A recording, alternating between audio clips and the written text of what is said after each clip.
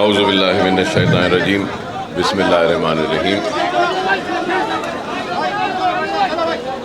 صدر کل ہند مجلس اتحاد المسلمین و معزز رکن پارلیمنٹ نقیب ملت بیرسٹر اسد الدین اویسی صاحب، مجلسی اراکین اسمبلی، اراکین قانون ساز کونسل، اراکین بلدیہ، سابق اراکین بلدیہ، صدور و معتمدین و سرگرم کارکنان مجلس اتحاد المسلمین، آج کے اجلاس کی خصوصیت اور آج کے اجلاس کی اہمیت کے بارے میں صدر صاحب نے تفصیلی طور پر آپ کے سامنے ساری باتوں کو رکھا ہے، اور صدر مجلس کے حکم پر میں پھر آپ سے مخاطب ہونے کے لیے کھڑا ہوں۔ صدر مجلس کے بعد میں کچھ کہنا صحیح نہیں، لیکن حکم کو ماننا اطاعت امیری کی ایک نشانی ہے، اس لیے آپ کے سامنے کھڑا ہوں۔ آپ سے یہی کہوں گا کہ موجودہ حالات کو دیکھتے ہوئے آپ کی، ہماری سب کی یہ ذمہ داری ہے کہ ہم اپنے صفوں میں ایک مضبوط اتحاد کو پیدا کریں، اور نہ صرف اتحاد کو پیدا کریں بلکہ ان سازشوں کو، ان منصوبوں کو ناکام بنائیں جو سازشیں اس ملک کو، اس ملک کے رہنے بسنے والے شہریوں کو مذہب کے نام پر بانٹنا چاہتے ہیں اور ملک کو کمزور کرنا چاہتے ہیں۔ بے شک اس میں کوئی دو رائے نہیں کہ وقف ترمیمی بل 2025 مسلم وقف اور مسلمانوں کے اوقاف اور وقف کا معاملہ ہے، لیکن اس کے ساتھ ساتھ یہ مسئلہ آئین پر حملہ ہے، دستور کے خلاف ہے، اور دستوری حقوق کو سلب کرتا ہے، ختم کرتا ہے۔ اور آج ہم کو اس کو صرف مسلمانوں کے مسئلے کو کی نظر سے دیکھنا نہیں ہے، بلکہ آئین کو، دستور کو کمزور کرنے والے ان طاقتوں کو ہم کو ناکام بنانا ہے۔ اور اس مسئلے کو اس زاویے سے دیکھتے ہوئے ہر امن پسند شہری اور ہر وہ ہندوستانی جو اس دستور پر یقین رکھتا ہے اور دائرے دستور میں رہ کر اپنی جدوجہد کرتا ہے اور اس ملک کی ترقی و خوشحالی کی فکر کرتا ہے، ان سارے شہریوں کو ایک جگہ پر آ کر اس مسئلے کے لیے جدوجہد کرنی ہوگی۔ اور ایوان پارلیمنٹ میں جب یہ مسئلہ آیا تو اس مسئلے کی بھرپور مخالفت کی گئی، نہ صرف مخالفت کی گئی بلکہ قانون کے ایک ایک نقطے کو، ایک ایک سیکشن کو مؤثر بحث کے ذریعے اور دلائل کے ذریعے مجلس اتحاد المسلمین کے صدر و رکن پارلیمنٹ نقیب ملت بیرسٹر اسد الدین اویسی صاحب نے اپنی مدلل بحث کے ذریعے یہ بتایا کہ یہ قانون کس طریقے سے دستور کے خلاف ہے۔ تو آج اس قانونی جدوجہد کو ایوان پارلیمنٹ میں اگر ہم نے اپنے نمائندوں کے ذریعے اس مسئلے کو رکھا تو پھر اس کے بعد میں بے شک جمہوریت میں جس کی تعداد زیادہ ہوتی ہے وہ قانون کو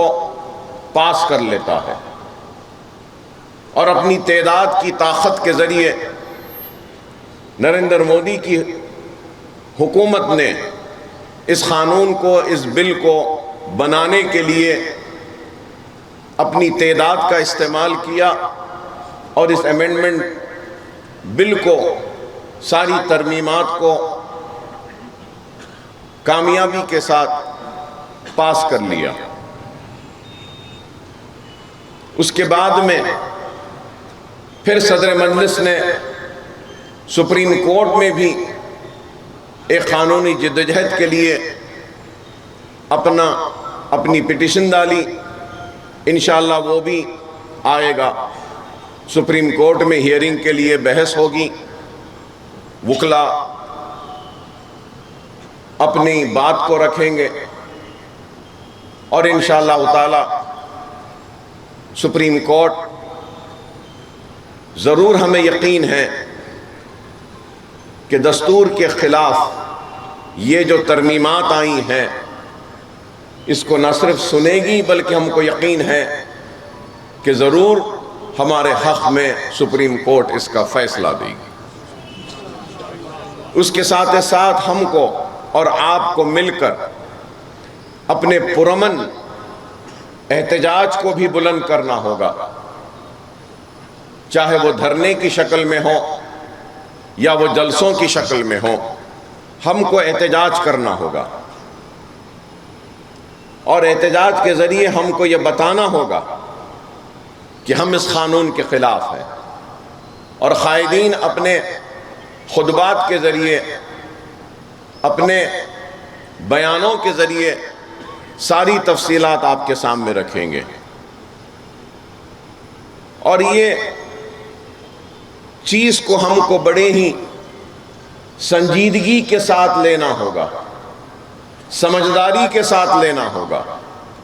اور ہم کو ان طاقتوں کے جال میں پھنسے بغیر اپنے مقصد کو حاصل کرنا ہوگا۔ اگر ہم وہ طاقتیں جو اس ملک کو بانٹنا چاہتی ہے مذہب کے نام پر اور کمزور کرنا چاہتی ہیں، ان کو ناکام بناتے ہوئے اپنے مقصد کو حاصل کرنا، ایسی حکمت کے ساتھ ہم کو آگے بڑھنا ہوگا، جذبات کے ساتھ نہیں بلکہ ہوش مندی کے ساتھ ہم کو آگے بڑھنا ہے۔ ہم کو ان طاقتوں کو مزید طاقت بخشنا نہیں ہے، اور اپنے اتحاد کو اور مضبوط کرنا ہے، یہ حکمت کے ساتھ آگے بڑھنا ہے۔ تو میں آپ سے یہی اپیل کروں گا کہ منظم رہیے، متحد رہیے، اور جیسا کہ صدر صاحب نے اعلان کیا کہ جلسہ ہوگا دارالسلام میں، اس میں شرکت کریے، زیادہ سے زیادہ تعداد میں آپ کی شرکت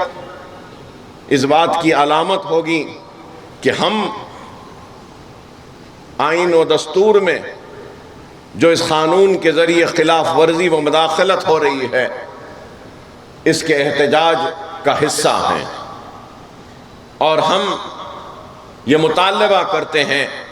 کہ اس قانون کو واپس لیا جائے۔ اگر ہم میں اتحاد ہوگا، مرکزیت ہوگی، اور ہم ایک حکمت کے ساتھ احتجاج کریں گے تو اللہ سبحانہ و تعالیٰ ضرور ہم کو کامیابی و کامرانی عطا کرے گا۔ مگر میں یہ بات بار بار کہہ رہا ہوں کہ اپنے مقصد کو حاصل کرنے کے لیے دوسروں کے مقصد کو کامیاب مت ہونے دیجیے۔ میرے اس اشارے کو، میری اس بات کو سمجھیے۔ دستور کے دائرے میں رہ کر پرامن احتجاج کریے، اور یہ مسئلہ صرف مسلمان کا نہیں ہے، یہ مسئلہ ہمارے دستور کا ہے، ہمارے آئین کا ہے، اور جو مذہبی آزادی جو دستور میں دی گئی ہے اس میں مداخلت کا ہے، اور جو امتیاز برتا جا رہا ہے، جو ناانصافی برتی جا رہی ہے، صرف اس قانون کے ذریعے ہندوستان کی سب سے بڑی اقلیت کے ساتھ اس کے خلاف ہے۔ اور ہم کوئی خصوصی موقف یا کوئی خصوصی رعایت یا کوئی خصوصی اختیار کا مطالبہ نہیں کر رہے ہیں، ہم یہی مطالبہ کر رہے ہیں جو حقوق اور جو اختیار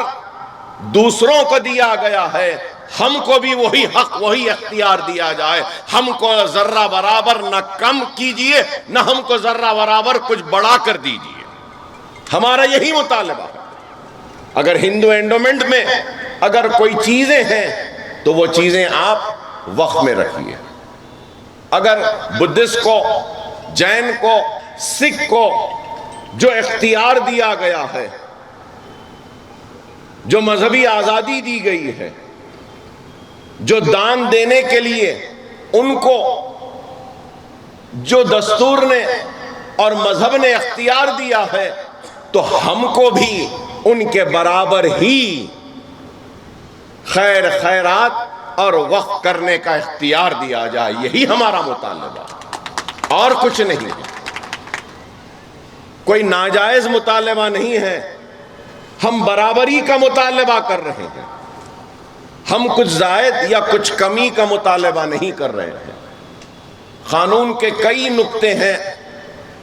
کئی سیکشنز ہیں، کئی چیزیں ہیں، اس پہ قابل لوگ ضرور اس پر بات کریں گے، آپ کے سامنے رکھیں گے۔ میں ان ساری تفصیلات میں نہیں جاؤں گا، لیکن مجلس اتحاد المسلمین پارلیمنٹ میں جد و جہد کری، سپریم کورٹ میں بھی گئی ہے، عوامی جد و جہد بھی کر رہی ہے، اور مجلس اتحاد المسلمین ایوان اسمبلی میں بھی جد و جہد کرے گی۔ ہم نے حالیہ سیشن میں یہ مطالبہ کیا تھا کہ ایک ریزولوشن، ایک قرارداد منظور کی جائے جس کے ذریعے حکومت ہند پر یہ دباؤ ڈالا جائے اور مطالبہ کیا جائے کہ وقف امینڈمنٹ کو واپس لیا جائے۔ تو ہم ایوان اسمبلی میں بھی اس مسئلے کو رکھیں گے، اس مسئلے پر ہم اس مسئلے پر اپنی بات کو رکھیں گے، اور یہ مطالبہ کریں گے کہ یہ قانون کو ریاست میں نافذ ہونے سے کس طریقے سے روکا جا سکتا ہے۔ قانونی ماہرین سے رائے لے کر، ان سے بات کر کر اس مسئلے کو ریاست تلنگانہ میں روکا جائے۔ اور نہ صرف یہ، بلکہ ہم انشاءاللہ تعالی ریاستی حکومت سے یہ بھی مطالبہ کریں گے کہ وہ ریاستی حکومت تلنگانہ سپریم کورٹ میں اس امینڈمنٹ کے خلاف جائے، اور ریاست کی عوام کا اور مسلمانوں کے جذبات کا لحاظ کرتے ہوئے جس طریقے سے بیرسٹر اسد الدین اویسی صاحب نے سپریم کورٹ میں مقدمہ دائر کیا ہے، ویسی تلنگانہ ریاست بھی جائے۔ یہ بھی ہم مطالبہ کریں گے۔ تو بہرحال میں آپ تمام سے یہی کہوں گا کہ فکر کیجئے، اور اگر آج ہم بیدار نہیں ہوں گے تو کئی عبادت گاہیں، کئی مساجدیں، کئی خانقاہیں، کئی درگاہیں، کئی قبرستانیں آج غیر محفوظ ہو جائیں گی۔ خدا را اس بات کو سمجھو اور اپنے جذبات کو قابو میں رکھو، ہوش مندی کے ساتھ آگے بڑھو، سمجھداری کے ساتھ آگے بڑھو، دائرے دستور میں رہتے ہوئے جدوجہد کرو۔ کئی مساجدیں ہیں، کئی قبرستانیں ہیں، آج ان کا تحفظ ہم کو کرنا ہوگا۔ آج ہمارے آبا و اجداد جس سرزمین میں، جس زمین میں دفن ہیں، آج ہم کو ان قبرستانوں کو، ان عبادت گاہوں کو، ان خانخواہوں کو اور ہمارے مساجدوں کو، عبادت گاہوں کو آج بچانا ہے۔ تو بڑی سمجھداری کے ساتھ، دور اندیشی کے ساتھ ہم کو ایک ہو کر جدوجہد کرنی ہوگی۔ میں امید کرتا ہوں کہ آپ تمام جلسے میں شرکت کریں گے اور جلسے کو کامیاب کریں گے۔ نہ صرف جلسے میں شرکت کریں گے، جلسے کو کامیاب کریں گے، بلکہ اس کے بعد بھی جو بھی لاہ عمل مسلم پرسنل لا بورڈ طے کرے گا، انشاءاللہ تعالی آپ ہم سب مل کر کھاندے سے کھاندہ لگا کر جدوجہد کریں گے اور اس قانون کے خلاف قانونی لڑائی دائرے دستور میں رہتے ہوئے لڑیں گے۔ وآخر دعوانا الحمدللہ رب العالمین۔